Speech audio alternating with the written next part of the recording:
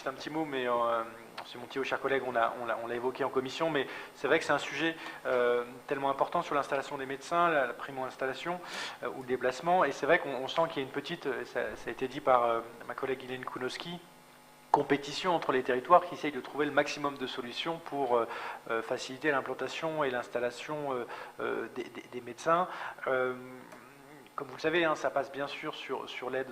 aux médecins sur son installation. C'est aussi la question du conjoint ou de la conjointe, hein, sur la capacité à trouver un débouché professionnel et de trouver un cadre de vie. Mais voilà, moi je voulais juste alerter sur cette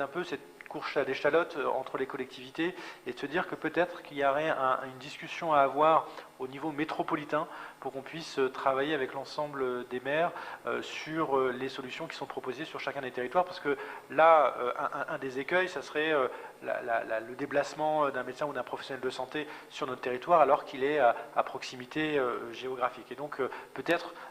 dans l'exercice de cette convention, voir au bout d'un an comment elle a fonctionné et peut-être faire un bilan et peut-être rajouter des clauses en disant que si le médecin se situe dans la métropole à l'origine, son installation sur Orléans ne sera pas accompagnée financièrement. Donc voilà, c'est une proposition que je vous fais, qu'on puisse d'ici un an se reposer la question de ce conventionnement et de ce cadre d'accompagnement et de voir si on peut rajouter ce critère d'installation en disant que quand vous venez de la métropole ou du Loiret, vous n'avez pas forcément l'aide à l'installation. Merci.